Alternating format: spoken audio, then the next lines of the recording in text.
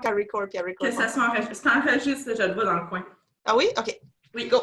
Ça recommence. Bon, là, j'aimerais ça aussi, que ça soit un peu interactif. Je suis les conseils de l'art oratoire de Chantal aujourd'hui. Donc, est-ce qu'il y en a des gens ici qui l'ont lu ou qui connaissent ce livre-là, Storybrand?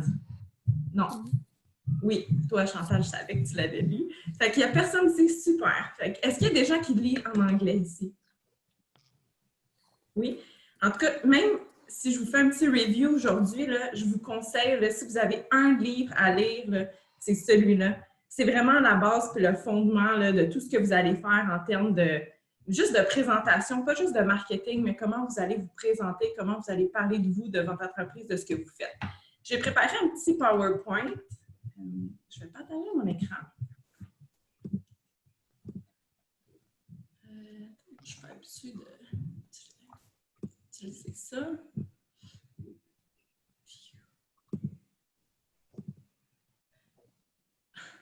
OK, en bas, à droite.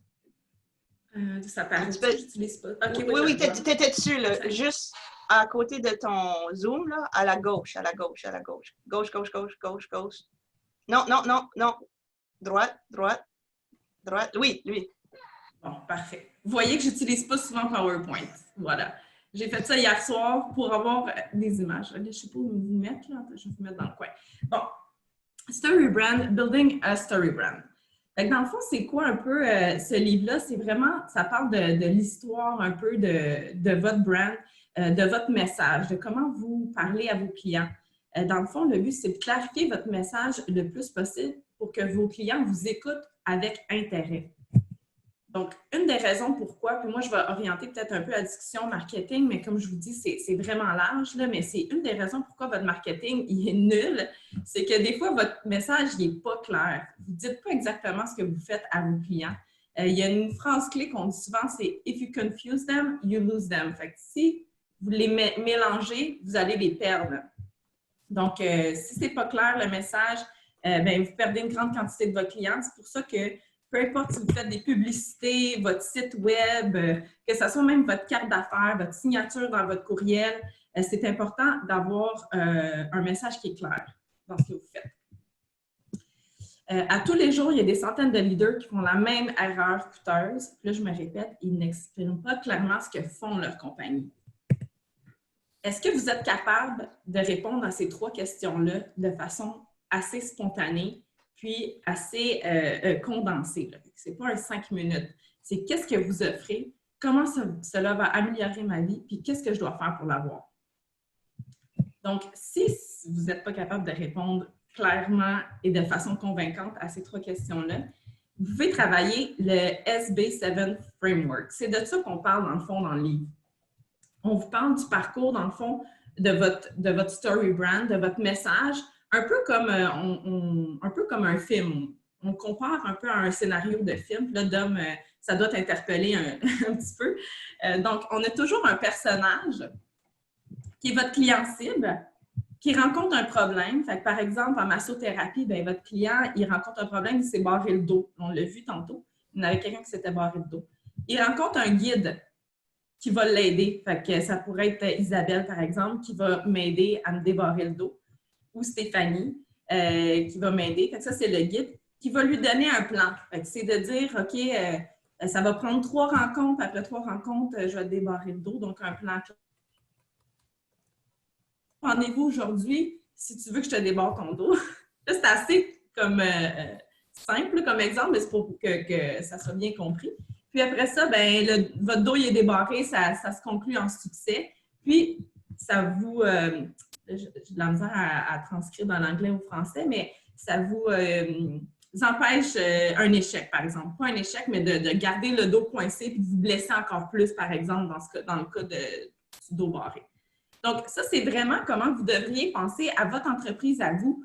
Mon persona, ma clientèle cible, c'est qui? C'est quoi le problème qu'ils rencontrent? Puis moi, qu'est-ce que je résous comme problème exactement pour ces clients-là? Le guide, c'est vous. C'est important que vous placiez en tant que guide puis pas en tant que héros. Donc, souvent on se dit, c'est moi qui va sauver puis qui va aider mes clients. Mais au contraire, vous l'aidez, lui, vous êtes un guide. Le héros, c'est votre client. Donc, ça, c'est vraiment super important. Puis, Donald Miller, il souligne clairement dans le livre, là, il y a beaucoup de gens qui font cette erreur-là, qui disent « c'est moi qui va sauver la partie ». Non, c'est plutôt vu comme un guide. Donc, je vais aller dans l'autre. Ici, vous pouvez trouver ça en ligne. Là. Je vous conseille d'aller le regarder si ça vous intéresse, le storytelling de votre entreprise. C'est vraiment ça qui explique tout au long du livre. C'est pour ça que je vous recommande, sérieux, c'est pas une perte de temps de lire ce livre-là. Il est excellent. C'est de vraiment aller travailler sur c'est qui votre clientèle cible et qu'est-ce qu'il veut exactement. C'est quoi son problème ici aussi. Il y a 3 sortes de problèmes qu'on raconte dans le livre. Il y a un vilain, un externe puis un interne. Fait que le vilain, il faut que ça soit quelque chose qui est quand même concret. Il faut que ça soit la source de la frustration, puis il faut que le client il se sente interpellé par ce vilain-là, mettons. Puis externe, il faut que ça soit concret. Par exemple, je ne sais pas moi, j'ai une baisse de revenus. Ça, c'est externe, c'est concret. Par rapport à qu'est-ce qui est interne. Interne, c'est vraiment comme ça me crée du stress, je ne suis pas capable de dormir, je me sens incompétente. Ça, c'est plus interne. Puis, il y a tout ce qui est philosophical, qu'on dit en anglais ici. C'est vraiment plus basé sur les valeurs communes, l'humanité, la société. Fait qu'il peut y avoir différents problèmes, puis le problème de votre client peut toucher à toutes ces caractéristiques-là du problème. Par la suite, on voit la flèche. Là, fait que, vous pouvez voir le personnage, il y a un problème et rencontre un guide. C'est vous le guide. Alors, vous devez montrer de l'empathie. C'est-à-dire que vous allez comprendre, dire « Ah oui, je comprends que c'est difficile quand on se barre le dos. Moi aussi, ça m'est arrivé l'année passée. Puis, une chance que je connais plein de CEO, de massos qui ont pu m'aider. » Tu sais, c'est vraiment de créer de la confiance, créer un lien en disant « Je sais ce que tu vis, moi aussi, je l'ai vécu, ou je l'ai vu, ou j'ai aidé plein de gens. » C'est vraiment créer un sentiment de confiance avec votre client cible. Et l'autorité, c'est de démontrer que vous avez les compétences, que vous êtes crédible. Donc, ça, c'est vraiment important, ces 2 critères-là. Après ça, on passe dans le plan. Fait que dans le plan, c'est une procédure, un process. Quand je vous ai dit comment que je fais pour l'avoir ou qu'est-ce que vous faites, il faut que vous disiez, bien, étape 1, on prend un rendez-vous. Étape 2, je te vois. Puis étape 3, bien, tu t'en vas faire ton jogging, tu t'en vas jouer au soccer, puis tu es super content. Tu sais, pour le mal de dos, là, je te donne un exemple. Ici, j'ai mis comme étape 1, tester le véhicule, 2, faites votre achat et 3, bénéficier de la maintenance à vie. C'est l'exemple qui est donné dans le livre, là, en fait. Donc, c'est d'avoir un processus qui est clair pour que les clients ils sachent dans quoi ils vont s'embarquer. Quand ce n'est pas clair, tu les perds. You confuse them, you lose them. Donc, il faut s'organiser pour avoir des choix qui sont clairs. Puis, moi, je le vois souvent là, en consultation, c'est qu'il y a des gens qui disent « Oui, mais je peux faire ça aussi. Oui, mais des fois, il arrive ça, puis, mais je peux faire plus. » Mais c'est juste d'avoir une base, un guideline. Après ça, quand vous êtes avec le client, vous pouvez vous ajuster au client puis dire « OK, mais là, si on peut faire ça de plus, ou on l'ajuste plus personnalisé. » Mais au moins, pour convaincre le client, pour lui raconter comme un bon storytelling, vous devez avoir des bonnes étapes claires. Et le agreement, donc ça, c'est vraiment... Oh, pareil. Donc, le agreement, c'est vraiment de dire, OK, bien, qu'est-ce qu'il pourrait rencontrer comme peur ou comme questionnement, par exemple, avant de passer à l'action. Fait que ça, c'est vraiment d'aller au-devant, c'est de dire comme, OK, mais est-ce que ça va être long ou, par exemple, d'avoir un rendez-vous? Est-ce que ça va vous prendre plusieurs fois? Est-ce que c'est remboursable par les assurances? Tu sais, c'est comme tous des exemples, par exemple, pour la massothérapie. Fait que ça serait d'avoir, OK, ben oui, un rendez-vous en temps de 7 jours, après un traitement, c'est pas vrai, mais après un traitement, vous êtes guéri, puis remboursable par vos assurances. Tu sais, ça pourrait être ça, mais c'est à vous de déterminer c'est quoi le questionnement de votre client. Donc, vous devez bien connaître votre client. Donc, vous ne donnez pas de raison de ne pas aller avec vous à ce moment-là. Et puis, par la suite, vous donnez un plan, puis vous devez leur dire qu'est-ce que vous voulez qu'ils fassent. Souvent, les gens vont penser, bon, ben, les gens, s'ils aiment ce qu'ils voient, ils vont m'acheter ou prendre un rendez-vous ou vont faire affaire avec moi. Non, il faut vraiment leur dire que vous voulez qu'ils fassent affaire avec vous. Donc, vous devez les interpeller puis les amener à un appel à l'action direct. Par exemple, un bouton réservé sur votre site web ou acheter, par exemple en personne aussi, ou ça va être vraiment direct. Et il y a transitionnel, qui est un peu comme qu'est-ce qu'on fait avec les lead magnets. Tu sais, s'il y a plusieurs personnes, comme le Chantal, elle disait qu'elle est en train de travailler sur son lead nurturing. Fait elle a capté les adresses courriels, après ça, elle va entretenir la relation, puis elle va avoir à la fin un sales campaign qui va être comme sa campagne de vente. Fait que, l'objectif, ça va être de vendre au bout de la ligne, mais c'est une approche un peu plus transitionnelle. Transitionnelle, oui. Donc, c'est ici. Et on veut que ça se termine. C'est fini? On veut que ça se termine en succès. Audrey-Sophie, t'es à 10 minutes. Oh mon Dieu! Ça va tellement trop vite. Fait que ça se termine en succès. Je pense que vous savez c'est quoi le succès. Mais c'est juste de dire, assumez pas que vos clients, ils savent c'est quoi le succès. Fait que, tu sais, le succès pour eux, c'est justement de retourner jouer au soccer, de retourner faire leur course s'il y avait le dos barré. Mais dites-leur, il faut vraiment que vous le fassiez comprendre. C'est une transformation, c'est un avant et après. Ici, là, on voit, le fait, le avant, votre client, comment il se sent, comment il est, puis sa vie après. C'est la transformation que vous vendez. N'oubliez pas ça. Donc, voilà. Hey, c'était belle. Je ne me suis pas timée. On va travailler ça la prochaine fois. Audrey-Sophie travaillait les pauses. En fait, c'est une leçon que vous n'avez pas encore vue, mais on l'a inventée pour Audrey-Sophie. Je trouve que tu as fait vraiment bien là-dessus. Mais je sais, sérieux, j'aurais aimé faire une meilleure présentation, je dois vous avouer, mais je suis tellement dans le jus. Je travaille là jusqu'à très tard aussi, fait que j'essaie de faire le meilleur condensé de ce livre-là possible, mais pour moi, là, ce livre-là, c'est de la bombe. C'est vraiment un must. C'est le type de livre que je ne prête pas. Ouais, exactement. Fait que je vous le dis, lisez-le. C'est 100 000 fois plus intéressant que la présentation que je viens de vous faire, même si ça vous a donné un aperçu, un overview. Mais si vous êtes capable de le trouver en français, mettez-les dans votre liste, là. C'est un must. Je vais juste conclure parce que moi aussi, ça a changé ma vie. Puis les 2 points que j'ai le plus retenus, c'est les 2 que tu as ressortis. Puis je vais juste les répéter pour que ça soit clair, là. Arrêtez de trop donner d'informations au client. Il faut que le message soit hyper simple, parce que sinon, il ne comprend rien.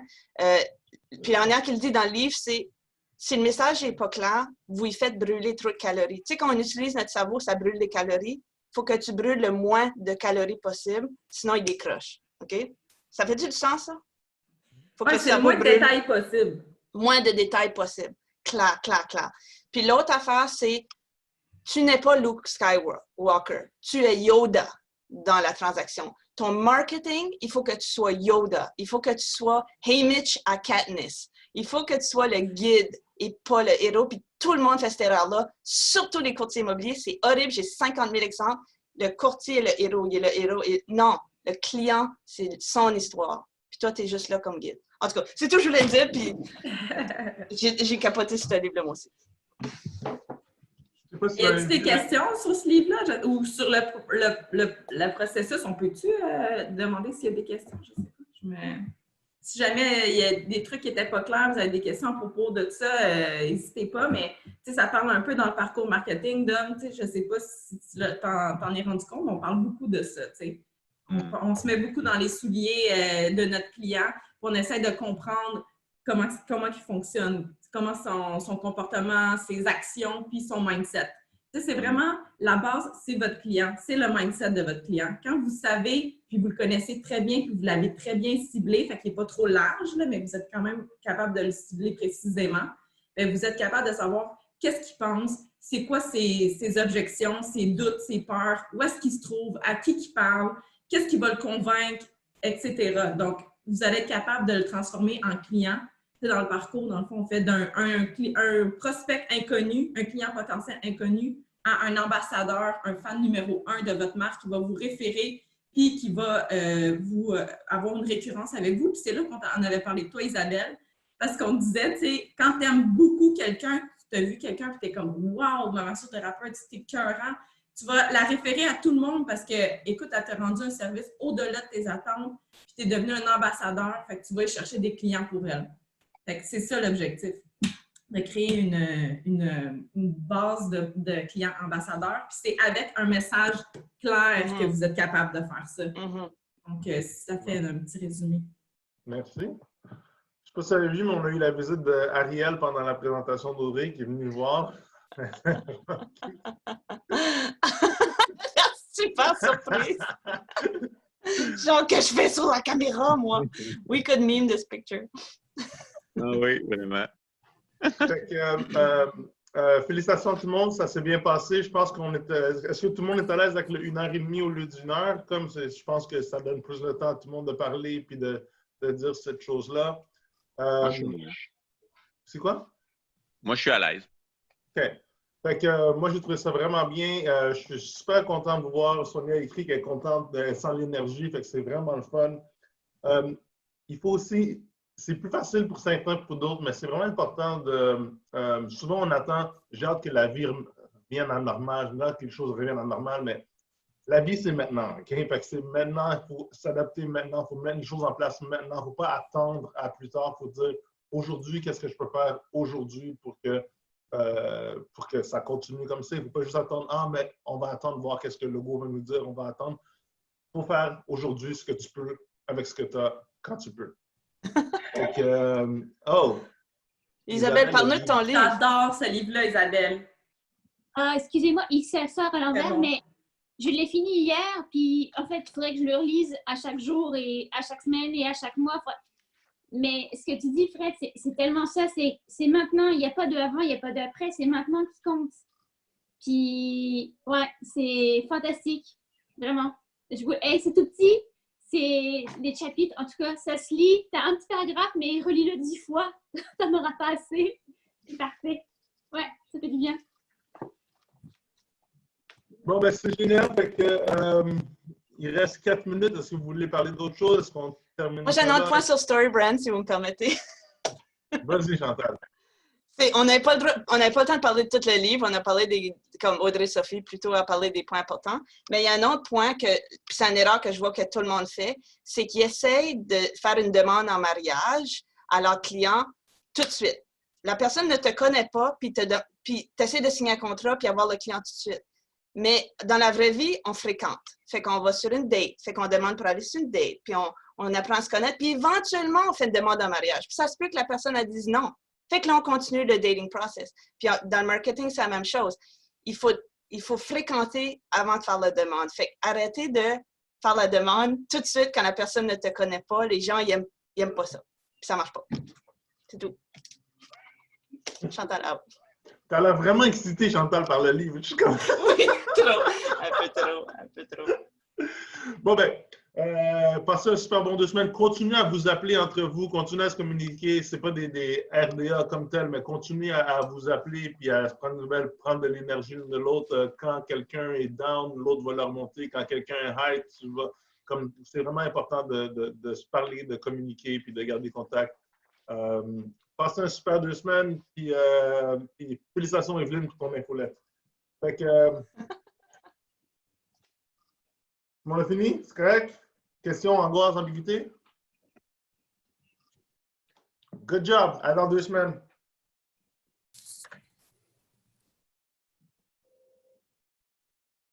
Fait que Sonia, tu as pu enregistrer la présentation? Quoi? Oui, excuse-moi, mon micro était coupé.